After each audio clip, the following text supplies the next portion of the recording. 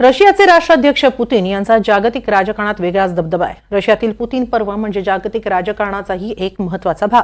त्यांच्या राष्ट्राध्यक्षपदाच्या कारकिर्दीला 25 वर्ष पूर्ण होत आहेत. रशियाचे हुकुमशाह स्टॅलिन यांच्यानंतर राष्ट्राध्यक्षपदी पुतीन सर्वाधिक काळ विराजमान राहणार आहेत.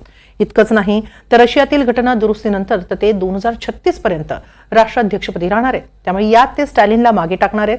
एक सविस्तर नजर टाकूया व्लादिमीर पुतीन यांच्या 25 वर्षांच्या कारकिर्दीवर. जगानं 20व्या शतकाचा सूर्यास्त पाहिला आणि रशियानं पुतीन पर्वाचा उदय पाहिला. 31 डिसेंबर 1999ला रशियाचे तत्कालीन राष्ट्राध्यक्ष बोरिस येल्त्सिन यांनी राजीनामा दिला आणि तत्कालीन पंतप्रधान व्लादिमीर पुतीन यांच्याकडे हंगामी कार्यभार सोपवला. पंतप्रधानपदी निवड होऊन पुतीन यांना केवळ 4 महिनेच झाले होते. त्यानंतर पुतीन यांच्या कारकिर्दीला तब्बल 25 वर्ष पूर्ण होत आहेत. 1991 मध्ये केजीबी मधील पदाचा राजीनामा देऊन राजकारणात उतरलेल्या पुतीन यांनी 8 वर्षांतच राष्ट्राध्यक्षपदासारखं सर्वोच्च पद मिळवलं आणि तिथून रशियाच्या पुतीन पर्वाला सुरुवात झाली.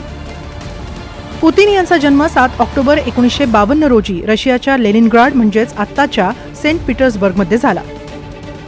व्लादिमीर स्पिरिडोनोव्हिच आणि मारिया इव्हानोव्हा यांचे पुतीन हे तिसरे अपत्य.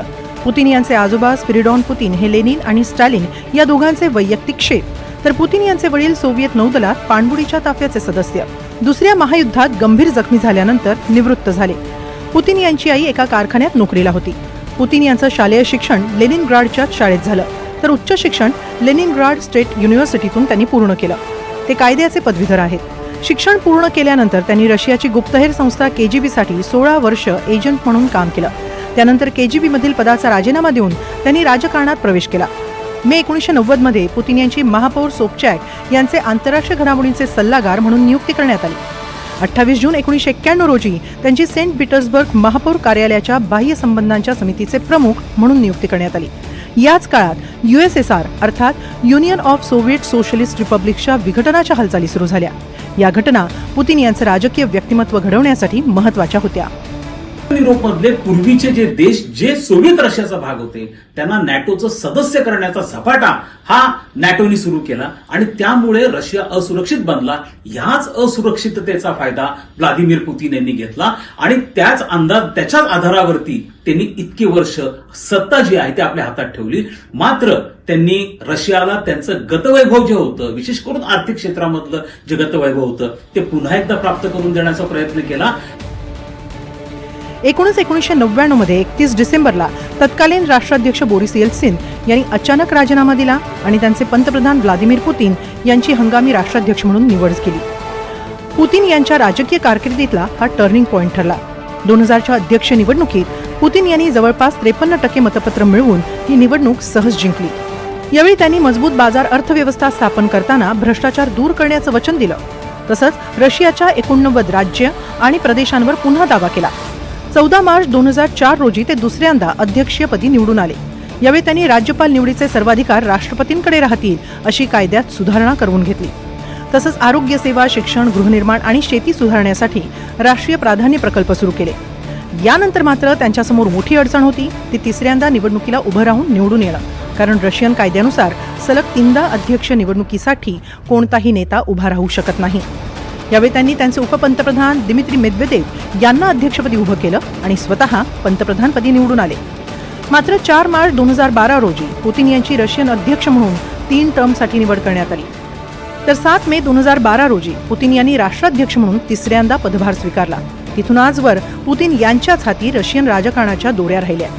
सत्तेवर आणि प्रशासनावरही त्यांनी जोरदार पकड जमवली. त्यानंतर 2021 मध्ये पुन्हा एकदा घटना दुरुस्ती करून 2036 पर्यंत रशियाच्या सत्तेत कायम राहण्याचा मार्ग त्यांनी मोकळा करून घेतला. आणि 2030 मध्ये स्टॅलिनचं देखील रेकॉर्ड हे मोडतील. मात्र हे सगळं करत असताना त्यांना अनेकदा घटना दुरुस्ती करावी लागली. 2 वेळा घटना दुरुस्ती त्यांच्या कार्यकाळामध्ये झालेली. एक 2012 मध्ये झाली, ज्या वेळेला राष्ट्राध्यक्ष पदाचा कार्यकाल हा 4 वर्षाचा पासून तो 6 वर्षाचा करण्यात आला. आणि दुसरी घटना दुरुस्ती ही प्रामुख्याने 2020 मध्ये झाली, ज्यासाठी मोठं सार्वमत घेतलं गेलं होतं. आणि त्यानंतर 2024 नंतर पुन्हा एकदा 2 टर्म राष्ट्राध्यक्षपद हे व्लादिमीर पुतीन यांना दिले गेलेलं आहे. हे सगळं यासाठी शक्य झालं की त्यांनी सत्तेचं केंद्रीकरण हे पूर्णपणे आपल्या हातामध्ये ठेवलेलं आहे आणि जवळपास विरोधक हे आता रशियामधनं संपुष्टात आलेले आहेत. पुतीन यांच्या सत्तापिपासू वृत्तीवर जगभरातून टीका झाली. रशियातही त्यांना कमी विरोध झाला नाही. मात्र महत्वाच्या केंद्रीय यंत्रणा हाती घेतल्यानंतर पुतीन यांनी कुणालाही भीक घातली नाही.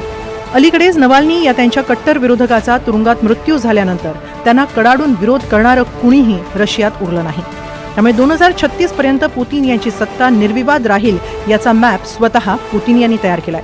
हेकेखोर, हट्टी, सत्तापिपासू, क्रूर, थंड डोक्याचा राजकारणी, खुनशी अशी अनेक विशेषणं पुतीन यांना जोडली जाऊ शकतात.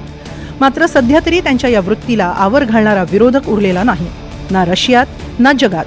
त्यामुळे पुतीन यांच्या जागतिक आणि रशियन राजकारणातील चाली पाहत राहणं एवढंच जागतिक नेतृत्वाच्या हातात आहे का, असा सवाल उपस्थित होतोय. Bureau report, NDTV Marathi.